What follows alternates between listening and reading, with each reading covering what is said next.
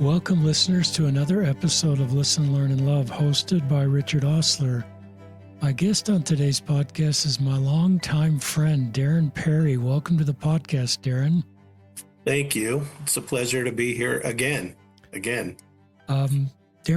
going to talk about his new book. It's the second book he's written, both published by Common Consent Press. The name of this book is Tending the Sacred: How Indigenous Wisdom Will Save the World. Darren, as you may know, is a Shoshone, a Native American. He's a Latter-day Saint. He lives in Utah, and he's bringing more understanding about the Native Americans, Native Utahns to all of us, and the gifts and insights that they have. I like the name of this book and how this wisdom will help save the world. I believe that. Darren is an adjunct professor at University of Utah and Utah State University. Darren and I go way back to our mission in 1979, 1980. We were assigned to be companions. I think Darren was my senior companion and a great senior companion.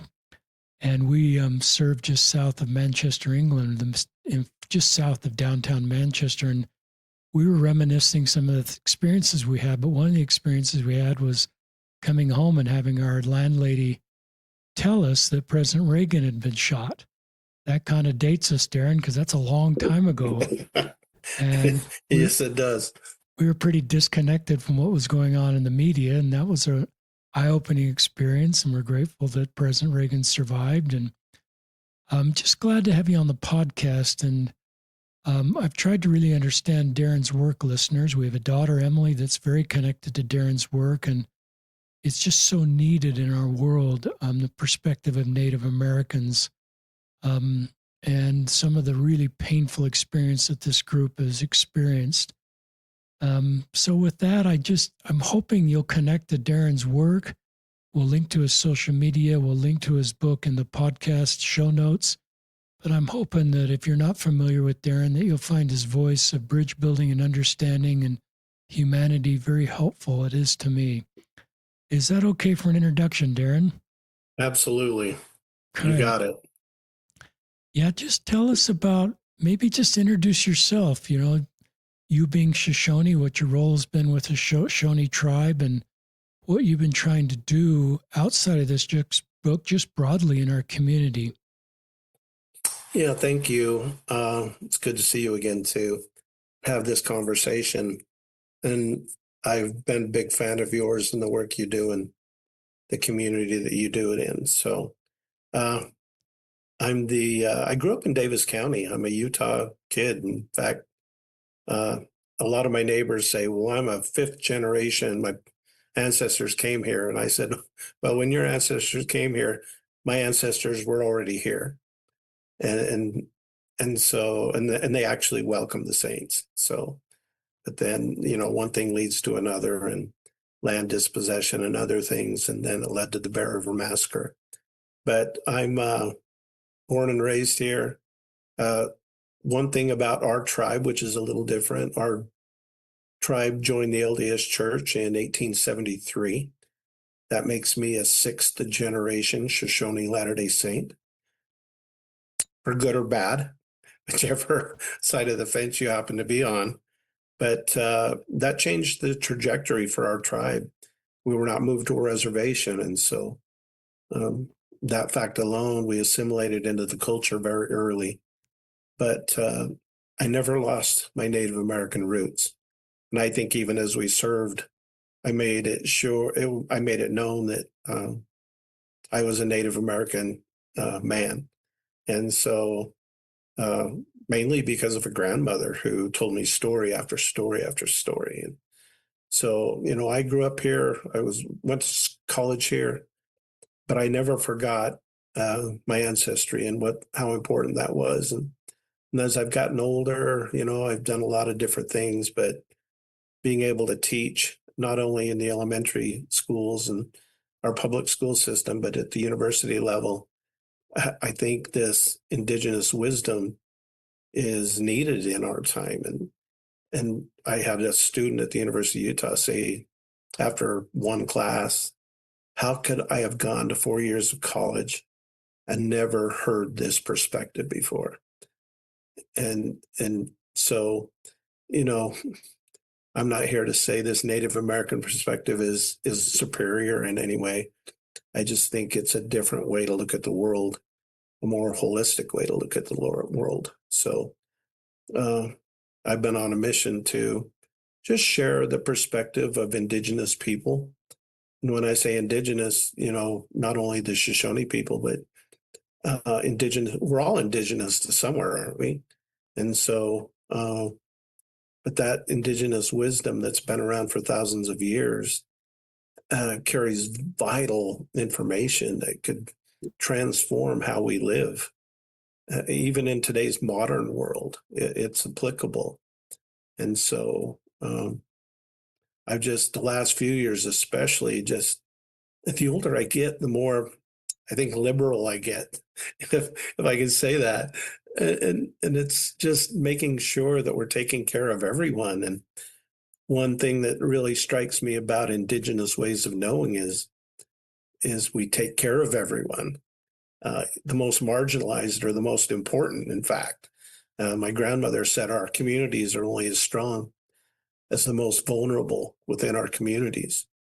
And so when you have a worldview that way, and when you look at our most marginalized communities, and my work has just been to try to make sure that they're taken care of, because I absolutely believed everything my grandmother said about that. So, this journey I've been on, I never thought 20 years ago I'd be doing what I am today, the author of 2 books that just one tells about my culture and the Shoshone people in particular and the massacre at Bear River.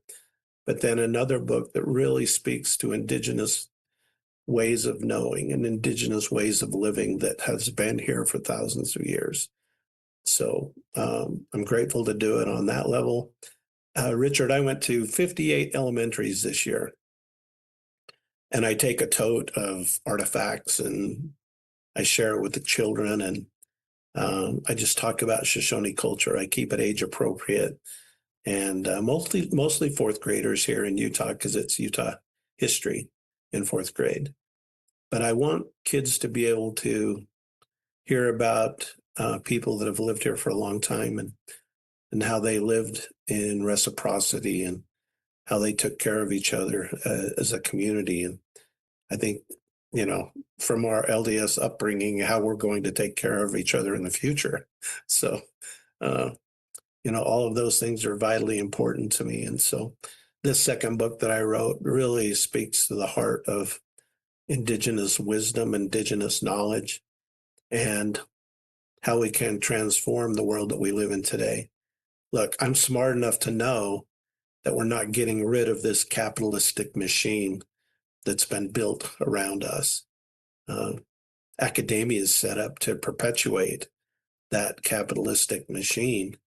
But man, what if we can inject some Indigenous values into it and collaborate? And what kind of better world could we make if we use the best of both? And so that's really at the heart of everything I try to do today. This phrase, Indigenous wisdom, it's really powerful. Listeners, I probably, the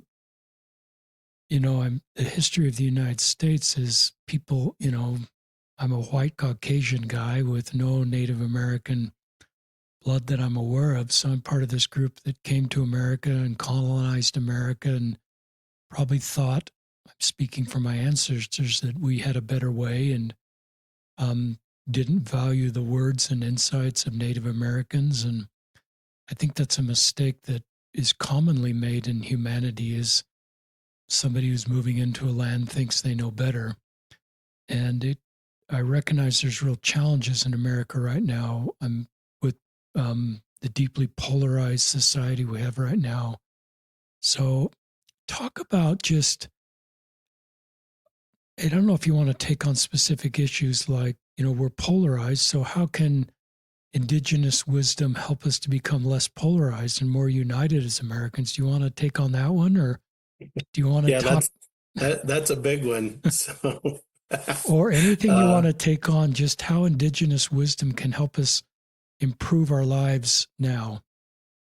Well, in Indigenous wisdom, let's just take the environment, for instance. The current system that we have now says that if I have the money, I can take that piece of land over there and I can buy it, I can extract it, I can deplete it, I can develop it, uh, all for the sake of short-term profits. And doesn't matter what I've done to the land and what it's done to the environment. Indigenous ways of knowing says just because we can, should we? And at what cost would that come to future generations? How much more pollution is it going to create? We look at land today as a commodity that can be bought or sold. And I think that's probably one of the biggest thing that this Western ways of doing and has done to us. It commodifies everything. It turns everything into profit or loss. And so, but what if instead of looking at land as a commodity to be bought or sold, we looked at land as a relative to be nurtured and cared for? Now, our environmental stewardship completely changes. Doesn't mean, I'm not anti-development at all, but I'm anti-right development, uh, especially here in a state where we have very limited resources when it comes to water. We just can't develop and develop and develop and not think that it's going to have consequences. And prayer is the last alternative to bail us out of bad decisions. And so, that's just one small aspect of it is Western ways of knowing and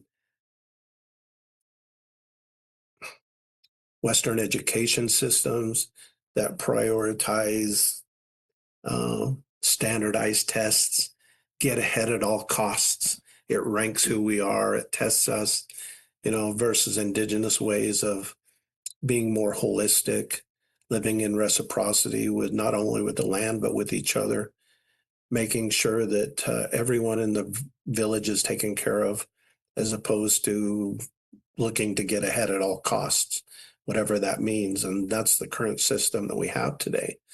And so this Indigenous way is just making sure,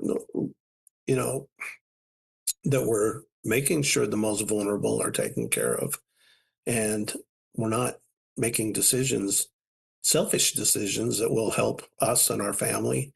I share a story with elementary students. And we talked about, I had a second grade girl once say, that's no fair. Native American kids didn't have to go to school. And I said, well, that's not true. In the winter was always the elders' time to tell stories. But the stories was our education. And I tell this story, and it's a really short, brief story, but I tell the kids this. I said, you tell me what you learned from this story. Because this would have been a story shared in the teepee in the middle of the winter when you couldn't hunt and gather and you sat with grandparents and elders who knew. And so, I talk about this hunter that brought home a sizable kill, and it was far too big to be eaten by his family alone. And there was a mountain man nearby that saw this, and he went up to the hunter and said, so how are you going to store the extra meat? Because there was drying and storing technologies available at the time. And the hunter looked at him and said, store the meat. Why would I do that? Instead, the hunter sent out an invitation for the whole village to come together to enjoy a great feast. At the end of the night, when everybody was going back to their own lodge, sweating and tired, but smiles on their faces because they'd been dancing, singing together as community around the fire, their bellies full for probably the first time in a long time. The hunter was there, and the mountain man approached him again, really bothered now. And he said, given the uncertainty of fresh meat in the forest, it would have been wiser for you to store the extra meat for your own family to be used in the future. So that's the system we have today. And the hunter looked at him again and said, store the meat? I store the meat in the belly of my brother. And so I share that story and I tell the kids, what value did you learn? What does that teach us about our stewardship and how we take care of each other? And they sharing and, making sure our neighbors are taken care of, and all these simple values that we seem to lose because our system tells us to get ahead and store. If you have more than the other, then you're okay. Uh, I'm not saying that's bad. You know, accumulating things isn't bad, but I think there's a different way that Native Americans have always approached life and living, and who we take care of, and what our responsibility is to not only to our community, but to the world. We were never in our education system preparing our children to be successful capitalists. These stories were meant to create um, community minded, just brilliant, loving people that love their community and bought into taking care of it at all costs. And so, when my grandmother said, we're only as strong as the most vulnerable, that completely ties into what we're trying to do. And so, this divide we're seeing in the world today, it's heartbreaking for me because it doesn't have to be that way. I think we need leaders that are uh, more balanced, can look at people in a different light. It's not us versus them. We should look at each other as brothers and sisters and neighbors and friends. I tell people that are really stressed out about this all the time, turn off the national news, turn off the TV, and go serve in your community. Because I'll tell you what, in our communities, in our individual neighborhoods, and where we live, life seems to be pretty good at times. I mean, all the time where I live, I love my neighbors. Politically, I don't think we see eye to eye on everything. In fact, I know we don't. But man, do I love my neighbors, and am I willing to be there for them, and they're willing to be there for me? So, I think media has a lot to play into this. And if we just turn it off and disconnect at times and go for a hike in the mountains and leave your phones at home and sit by a tree and have a conversation with a tree and just get your hands in the dirt and connect back to the things that are most important, which are family and community, I think we'd be much better off. But yeah, the current system really tries to divide us up. But I'll tell you, I've just learned, even in my interactions with people, and is we have so much more in common than we don't. And so we need to start focusing on the things that really matter. And that's relationships. It's being able to take care of each other. So I love you referencing your grandma because on social media you talk about your grandma and show pictures of her. And one of the things you do so well on social media is most Sundays, I don't know if it's every Sunday, you have a Sunday thought. yeah. It's a very big sort of idea in a practical way. Richard, I try to do that, and I try to do it in a way that's not divisive. I try to take a soft approach to it. I try to teach a principle and talk about something that I think is vitally important to all of us without calling out individuals or groups or names, but do it in a way that I think is responsible and brings whatever I'm highlighting to a point without being divisive. And so, I have a lot of conservative friends, and it's important to me that I maintain that good relationship. And you don't maintain that good relationship if you're calling them out and, you know, making them feel like they're on the defensive or attacked. So I think there's ways that we can communicate and have differences of opinion, but still try to navigate that ability to be kind and get your point across, but not in a way that's ugly or divisive. And I think the world has lost that ability today. And so, well, our leaders have for sure. And so Uh, I hope we can get back to it though. For people that aren't familiar with the Bear River Massacre, I think that was the subject of your first book. I'm curious, you could talk about that just in summary, but what prevented you from being bitter? Because there's this horrible chapter um, in in your tribe history um, of massacre, or Yeah, it is, and what I mean. Here you've had this terrible injustice that I'm not sure was fully dealt with, and so you have this personal story of your ancestors that were murdered. How have you not become just angry and bitter for the injustice? that's a really good question, and I used to get asked that question all the time, especially when that first book came out. Um, First of all, I think one of the big things is I've been blessed with genes. So let me explain what I'm saying. You know, Chief Sagwitch, who was the chief when Brigham Young first arrived here, was my great great great grandfather. So I'm a direct descendant of the chief that survived the massacre and led his people on to join the church 10 years later. But I think Sagwitch could see the big picture all the time. And I think in 1873, 10 years after the massacre, when they joined the church, I think there were probably conversations that he had with others about loving the area, and he actually loved a lot of the pioneers that were there. He wasn't bitter towards them, but uh, I think he made some decisions that just he was a peacemaker and a bridge builder. Even in 1863 and 73, he was always looking for ways to get along and coexist and things. Let's contrast that with my grandmother, though, who I speak. I'm writing her biography right now because I want people to know her. But she was pretty bitter. She was pretty angry. She'd go to church if it was my missionary farewell or homecoming or, some big event. But she held the church responsible for a lot of those atrocities. And she had a hard time getting over it. And so she'd wear her feelings on her sleeve at times, and it was readily seen.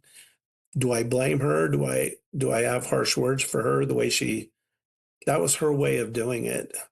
And Sagwitch had a different way of doing it. And I want to think that I'm temperament built more like Sagwitch was. My whole life I've been much more forgiving. Maybe because I've made a lot of mistakes in my life. So, but I'm never one to really be confrontational about things in my life. That's personality wise. That's just who I am. But I'll tell you, I've realized that bad things happen to people. My goodness, they happen to all of us. There's not one of us that can't think of something, terrible that's happened to, if not us, somebody in our family or somebody we know. And so, those things are always there. And the Bear River Massacre was a tragic event. I don't think one saint participated in the massacre, but they were absolutely the cause Yeah. of the massacre. And so, um, could I be angry and bitter at the church and, the members, and they haven't, you know, apologized or that? I, I, I certainly probably could and maybe be justified in it. But I think my point is that bad things happen to all of us all the time. And to harbor those kind of feelings just keeps punishing us. I mean, if you think about it, if I have those negative thoughts all the time and looking for ways to call the church out or an individual out, man, that occupies way too much headspace for me, and it just brings me down more. It perpetuates this hate and division that I don't think needs to be there. So, when bad things happen to people, we need to acknowledge it, do everything we can to repair from it, but we also need to forgive. I talk about the massacre teaching me a lot of lessons of life. And one of those lessons was to offer unconditional forgiveness, always. And it's just served me well to be able to do that. But that doesn't mean we need to forget. And so, remembering the Bear River Massacre and remembering the displacement that our people felt, and was there enough room for the pioneers and the Shoshones to coexist? Absolutely, there was. But you just have different groups that have different feelings, and so. But at the end of the day, it happened, and bad things happen to all of us. So I can choose to be bitter and angry, or I can choose to forgive and not forget, and use the story in a way to help others heal from injustices that they've had. I think we're much more better when we've forgiven people, and I think we can just move on and be happy in our lives. But that Bear River Massacre is still at the back of my mind. It still haunts me. The reason I'm going to tell you about an experience I had in the presiding bishop's office. Stephen Snow was there, and he was the church historian. He's actually been in the news lately, about how we need to be more inclusive to our LGBTQ friends, and absolutely love him. But I remember Bishop Cosset asked me to share a brief history of the massacre, so I did. And I could tell Elder Snow was getting really angry. He was fidgeting in his chair and he was next to me, and he kind of slammed his fist down on the desk in a kind way, I guess, and said that Saints didn't massacre anybody. We didn't fire a bullet. And I said, "You're right. I don't believe you did it either, but you were absolutely the cause." Moving into this indigenous territory and pushing the natives out, taking the resources that the Shoshones needed as hunters and gatherers. Instead of wild grasses and seeds and berries, they now have fences and cattle. And so I said, you didn't fire a bullet, but your presence here, giving the Shoshones no other alternative, um, absolutely caused the depredations, the Shoshones to beg for food, starve, or steal. And I said, that's what caused it. The army executed it, but the cause was certainly clear. And so, I smile every time I see him because we've become great friends since that time. And I love the work he did as the church historian. And I actually love the work that he's trying to do now. And so, man, we can all just, if we could all just forgive each other and look past mistakes and recognize the mistakes we've made, but look for ways to move forward with the things that we all agree on, I think we'd be better off. I love you sharing that story about Elder Snow. How did he respond? Because you didn't just give him a pass. You just No, I kind of didn't. factually explained. Did that make him more defensive, or did that No, he engage in actually was further? pretty good. It was funny. There was probably 20 people in that room around the board table, and attorneys, the presiding bishopric were there, and their assistants. And I mean, it was a pretty big deal being in that room. And I thought, holy cow, I've shaken the hornet's nest here. But it really, we talked after, and it was really a wonderful moment of coming together. And I think he could see that, I wasn't calling anybody out. I was just stating what had happened. And you got to give people space to process things. And it's okay to, call somebody out on something as long as you're speaking the truth from your perspective. But we've got to create space to allow them to deal with it in their way. And then, that thought process starts working on us. And I don't know, and he's a smart guy. I mean, he was wonderful, and he's been wonderful ever since. But yeah, for a minute it was kind of intense. We had another meeting, and he walked in and he said to everybody, "I'll bet none of you know what the first language that was spoken from the pulpit at General Conference was other than English." you know, and so everybody was kind of, Scandinavian languages, and because there were so many saints that were there from that. And I raised my hand and said, I know. And he said, what? And I said, Shoshone. And I said, my great grand Sagwich's son, Jaeger, got called out of the audience in the late 1800s to give a talk at General Conference. And so I have a copy of that talk, but he gave it in his Shoshone language, and his bishop, who went with him, translated it to the conference goers. And so, we were laughing about that. So obviously there were no hard feelings from the previous meeting, but yeah, and he's been a great friend ever since. So It's a pretty cool example, listeners, just of you could have just let that moment pass and avoided the contention, but you felt impressed not to.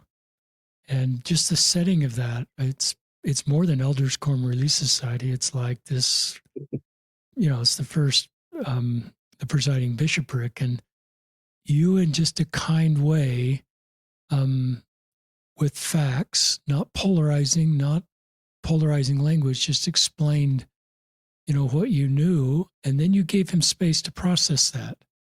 As you kind of talk about, people need space, they need time, and it didn't seem like, it wasn't demeaning language, but I just thought that was a pretty cool example. And now you're friends, and he probably respected you for how you handled that situation.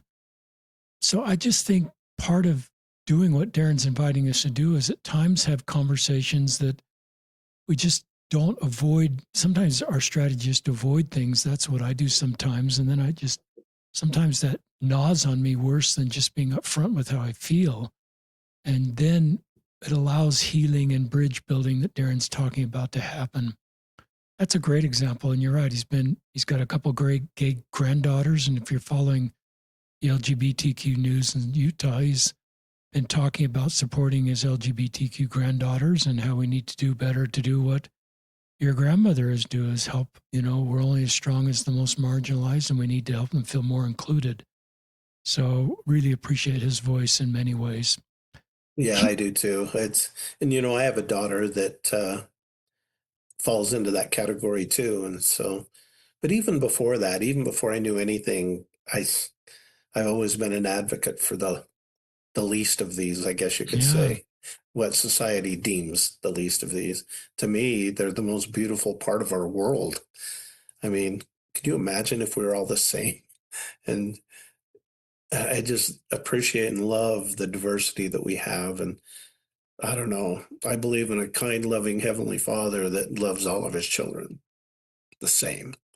And so I have a hard time believing that there's any condemnation on any level at any point. So, I mean, our whole mantra and what we've been asked to do is just love each other. So, I think it's not an easy thing to do, but I've tried to make it an easy thing for me to do, because it really leaves the judgment out of it for me. I just look at people in a different light now. And especially the older I get, having survived cancer and aortic valve replacement and all other kind of things, it just really puts life in perspective on how we need to be to each other. And so grateful for all of those experiences I've gone through in my life that have helped shape where I am today. And maybe by the time I end this life and go to the next one, I'll have it figured out. Probably not, but a little bit closer to it anyway. Chief Cedric, if I'm saying his name right, I mean, it's almost unbelievable what happened is Latter-day Saints pushed Shoshones out, led to the tension that caused this conflict with the federal government coming in, really being the cause of the Bear River Massacre.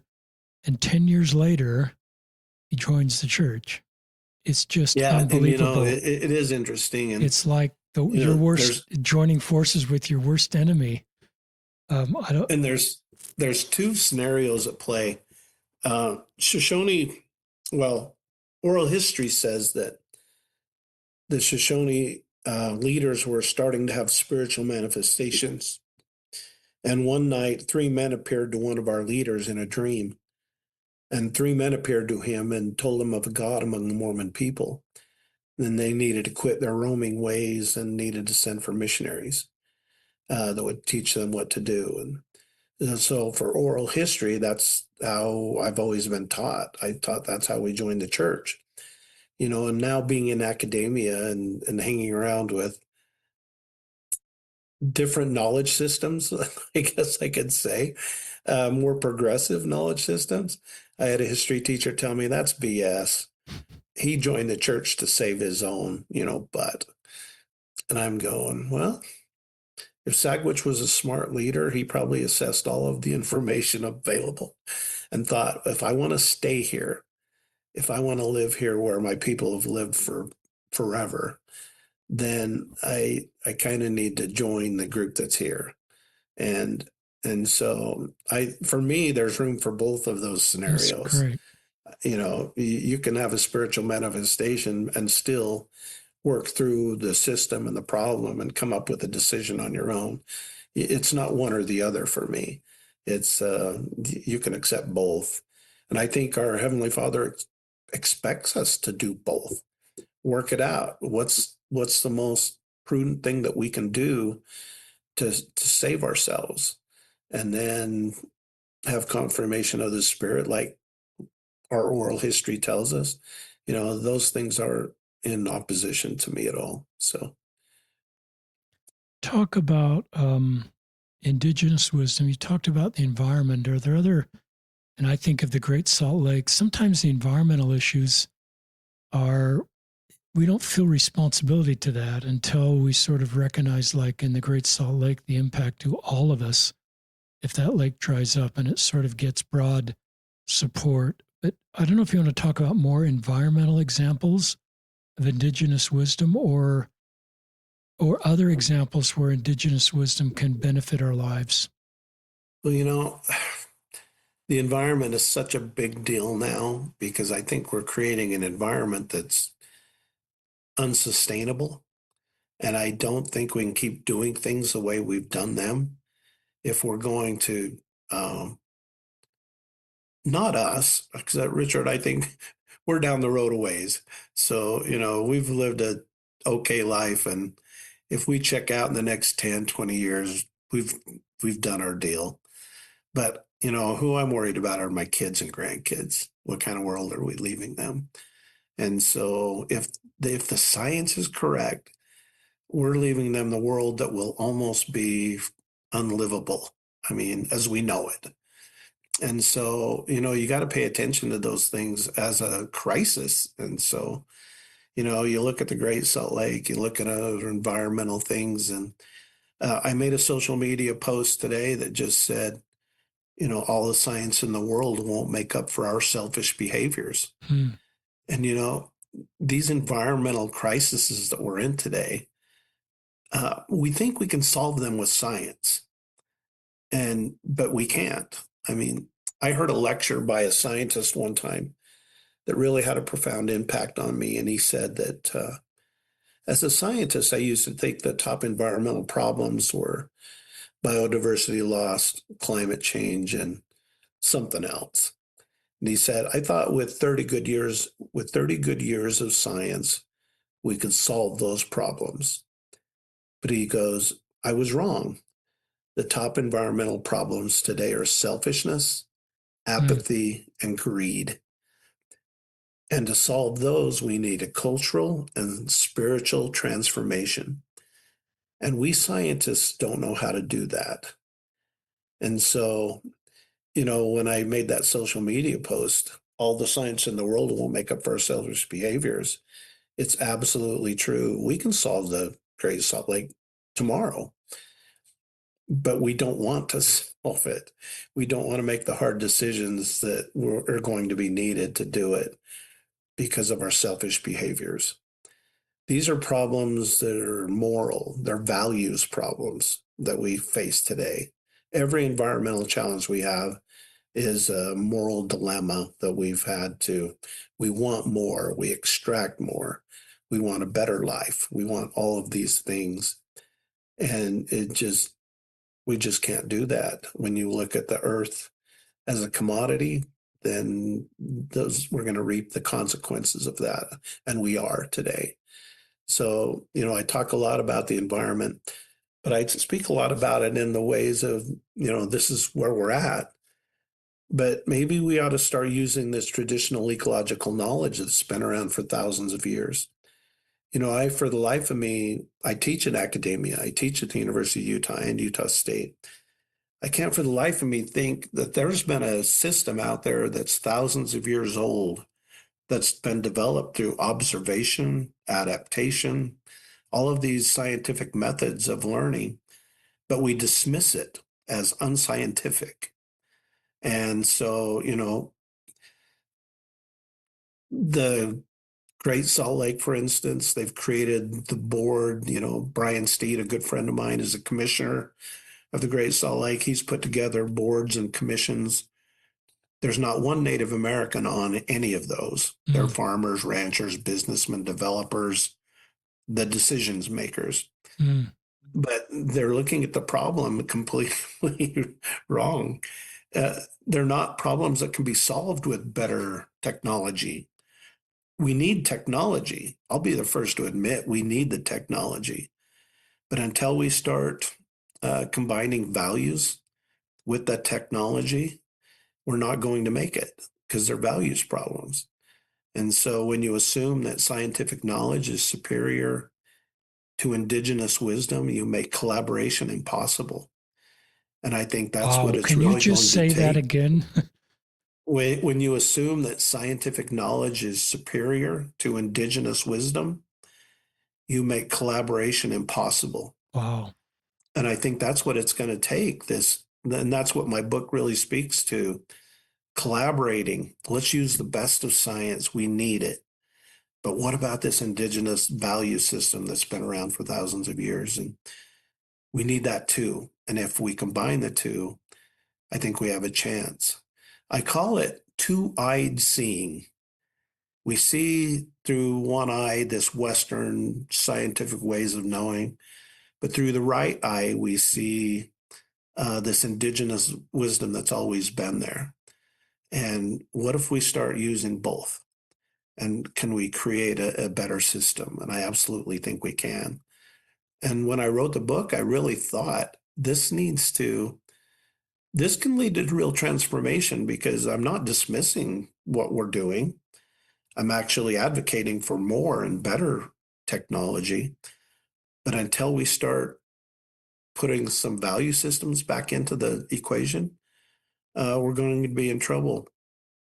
A lot of people don't know that 80% of the biodiversity that exists in the world is managed by indigenous people. 80% of all the biodiversity that's still left in this world is managed by indigenous people. I mean, think about how staggering that is. They know how to take care of it. When you look at land as a relative that needs to be nurtured and cared for with reciprocity, giving and taking only what is needed out of respect for the giver, then we completely change how we live in the world today. And so, I just believe that both of them are necessary. And that's why this book, just speaks to that so clearly. And it's a more holistic approach. It talks about restoring balance in our life. I talk about psychology and healing. And my goodness, I think a lot of the people on your podcast and in my world, they're searching for a way to heal from past traumas. And what if healing didn't take place behind closed doors with the therapist and medicine? What if healing took place in community? And Native Americans healing was a communal problem. It wasn't an individual problem. And we healed through community efforts and restoring balance to a life. It wasn't just about this thing. If there was a problem here, it affected everything. And so it affects your spirituality, it affects your personality, it touches so many different areas of your life. So viewing those things through a more holistic lens where everything's important and everybody should be part of the solution, I think we have a better chance of creating a more beautiful world. Do we think we'll get there? Probably not. I mean, this is one book and one way of looking at the world. I hope we can make small incremental changes as we move along. And our kids and grandkids are going to need it. So we can't keep doing things the way we've done. I'm sure loving this.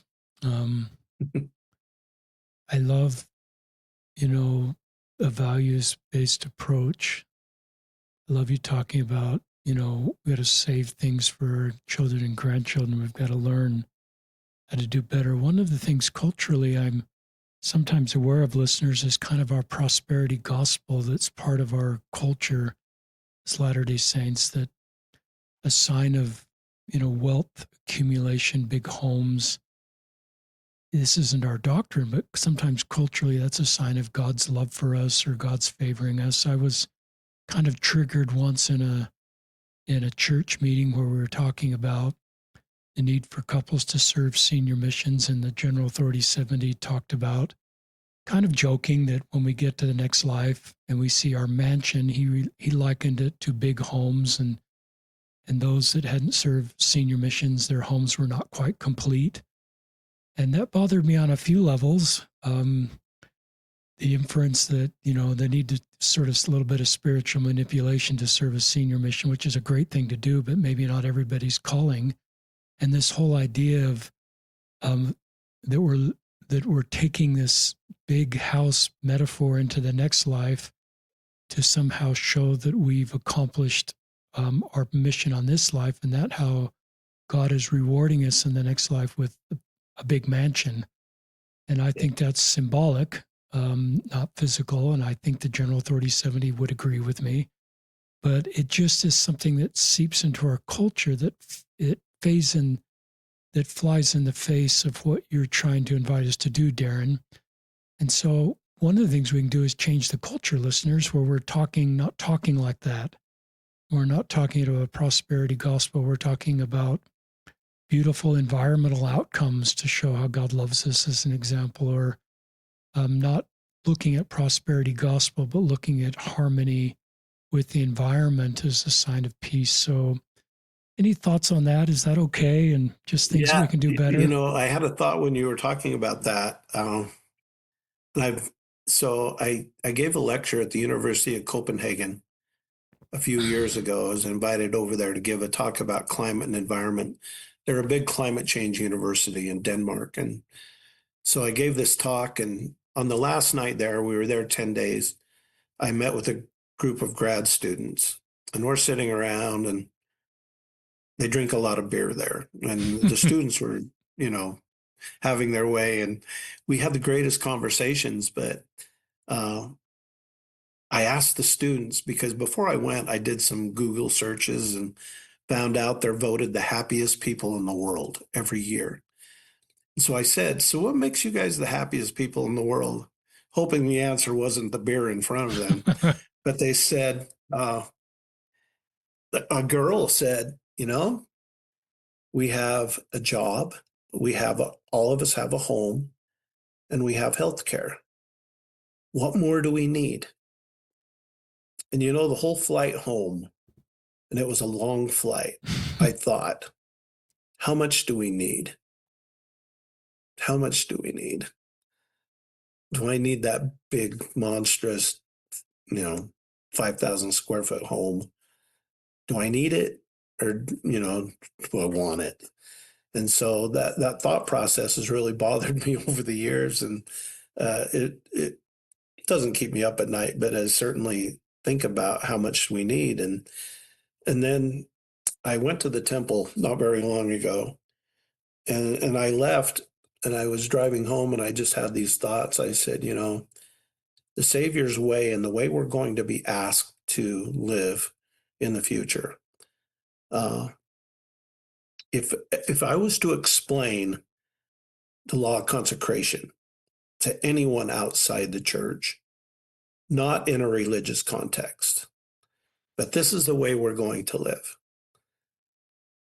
If they were nice to me, they'd call me a socialist.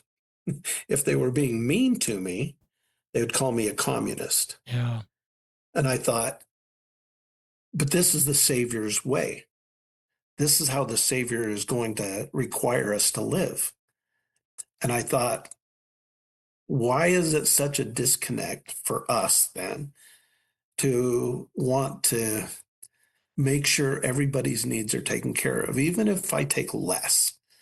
Why if I share that bison I just took with my whole community, our system says I should save it for myself because there might not be a bison around for a while. And that's the system we have. Accumulate, get bigger, more than the next person. But the Savior's way isn't that way. And I think as LDS people, I wonder how many of my LDS friends are going to, when the Savior comes again, make the switch.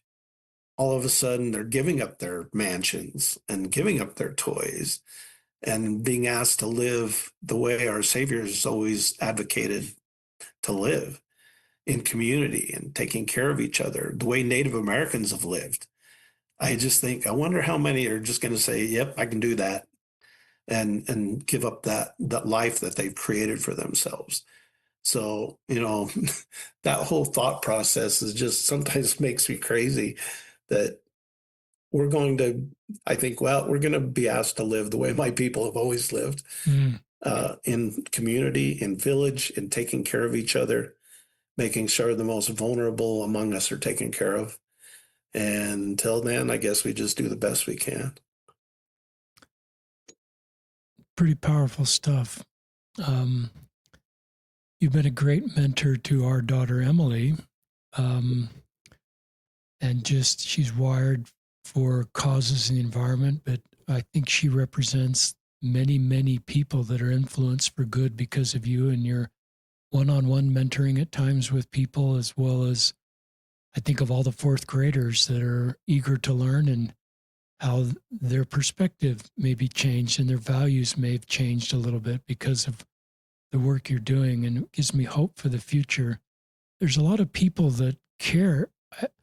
I guess one of the things I'm learning from you is there's people that are deeply committed to this cause, like our daughter Emily.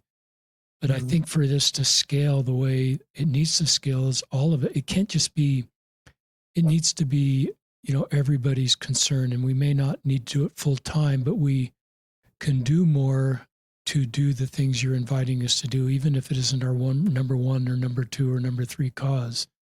We can all make changes in our life using, indigenous wisdom that scale to not only help the environment, help our relationships with other people. Really helpful.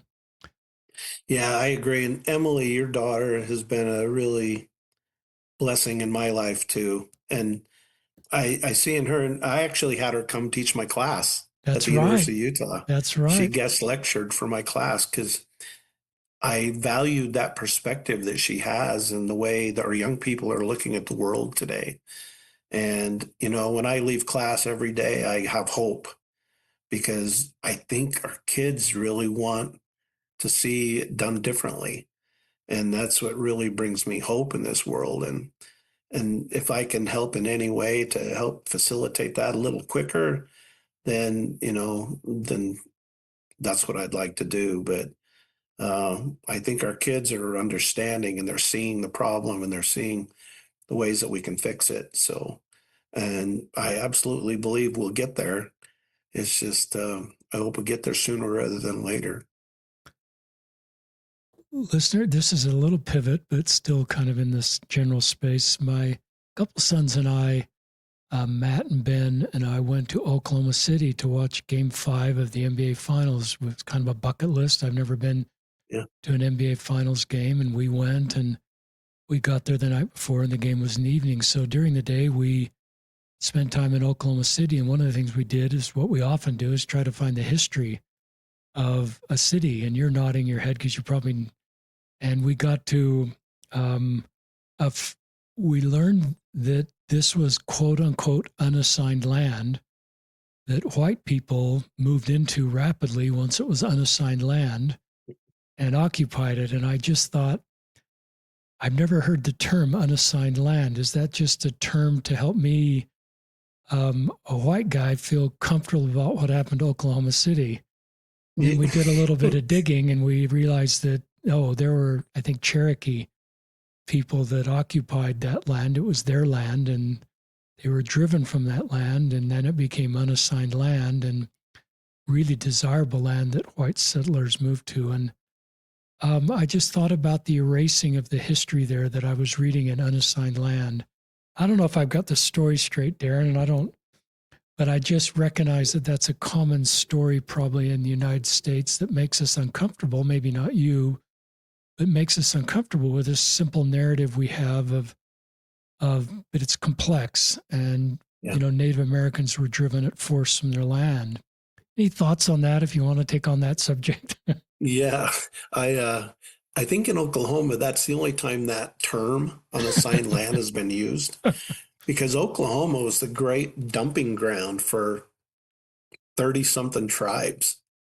Is They that were right? pushed west, and they finally, all those tribes back east said, if you guys go here to one central place, which was Oklahoma, and they took all the good parts of Oklahoma and moved them, all those tribes together in one geographical spot. So it became unassigned land, which was available for anybody's taking then, except if you were Native American, of course. Mm, But yeah, Oklahoma is a different cat. It's a different deal in our country today. If you look at land and how much is occupied by Native Americans, Oklahoma has a big chunk that is occupied by Native American peoples, a whole bunch of different ones. mm. And so, yeah, they do it a little different in Oklahoma for sure. Just But yeah, they use that term, but yeah, that term is applicable all across the country.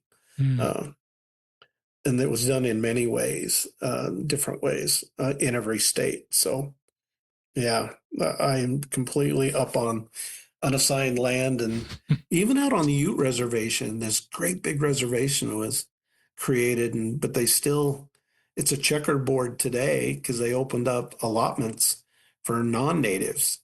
So, I have a good friend, Forrest Kutch, that lives out there, but neighbors on both sides of him, 10-acre plots are owned by white people.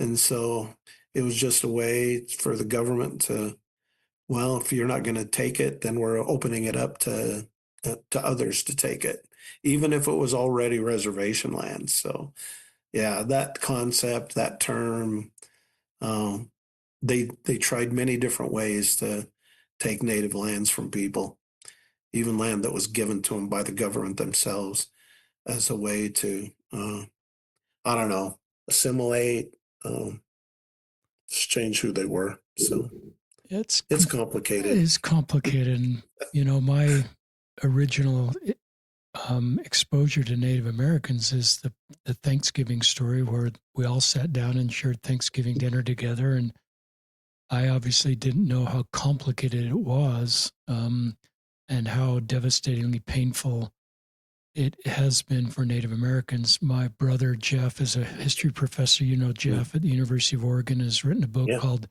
Surviving Genocide, and it talks about, I think his first book talks about everything up until the Mississippi River, Missouri River, and he's working on a second book and I think a third book on just going through the history. And I think you've talked to him about, he reached out to you and wanted to understand more about the history of Utah as he's writing this segment of just surviving genocide. It's a pretty sobering, well-named Yeah. book. Pretty sobering that's really an accurate description. I'm speaking for you, Darren. I No, assume that's you're an exactly right. Yeah. And I've talked to Jeff about some of those things, and yeah, the history is pretty traumatic.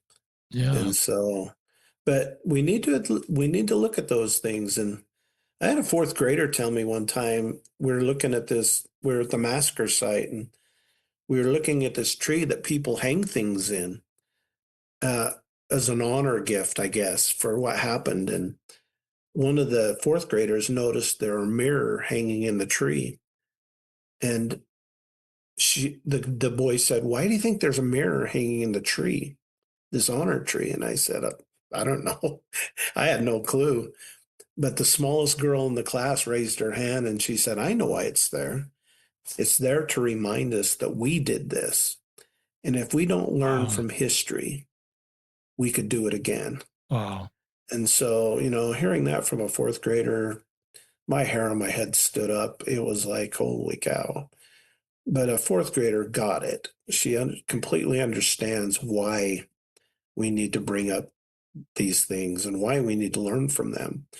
Not to belittle or not to, you know, call for somebody's head, but to learn from it so we don't repeat it.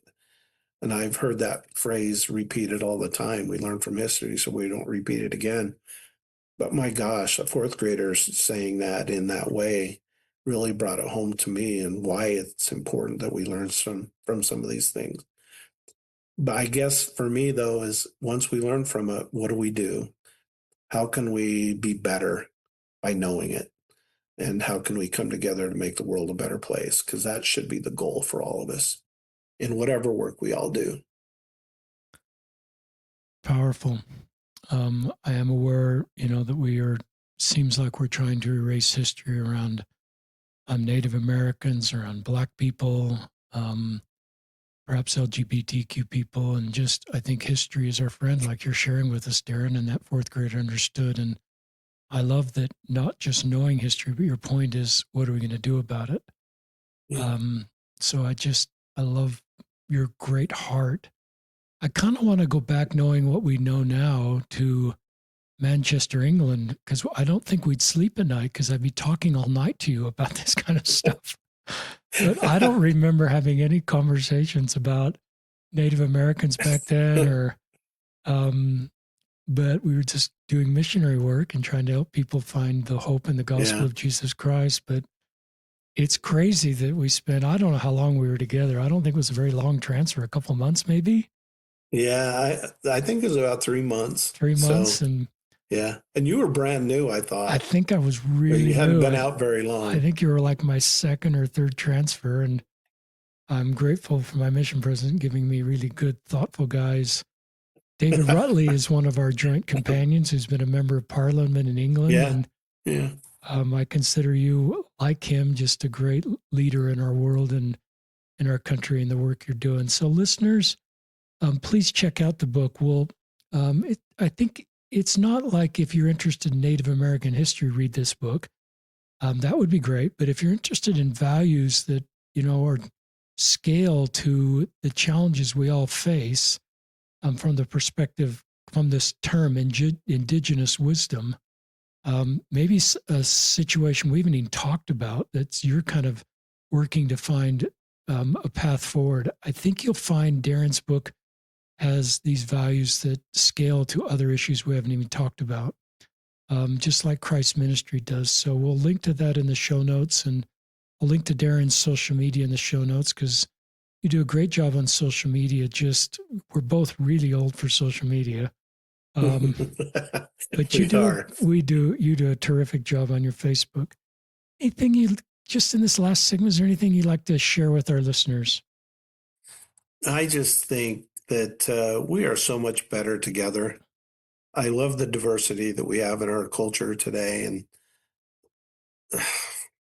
I just think we have so much more in common than we don't. And so look for ways to serve. I think service is the greatest thing. And maybe let me leave you with one short story. And I leave it with every fourth grade class I teach. It's the last thing I say. And uh, when I was younger, my grandmother had this bald eagle headdress on the mantle in her living room. And she would say, I'd look at that thing every day. And I knew that chiefs wore that thing. And one day I told her I wanted to be a chief. And so she sat me right down and told me this story. She said, when a young Shoshone boy or girl does an act of kindness or service, the chief and the tribe would give that boy or girl one eagle feather. She then said, what do you think would happen if that boy or girl kept doing kind things for people? And I said, well, they'd accumulate more eagle feathers. And she said, you're right. What if they kept doing that until they became an adult? So for years and years, they were serving others. And I said, well, by then they'd have a lot of eagle feathers. And she said, yep, you're correct. And she said, one day when the chief gets ready to die, and the chief is always the chief until they die, he calls everyone together and he says, I'm about to transition to the next world. I need to select a new chief. I want all of you to pull out your eagle feathers and show them to me. And then she told me the most important part. It was the person that had the most eagle feathers would become the new chief. And then she said, the chief isn't the bravest or the toughest or the strongest. The chief is the one who led a life of service and kindness in his community or her community.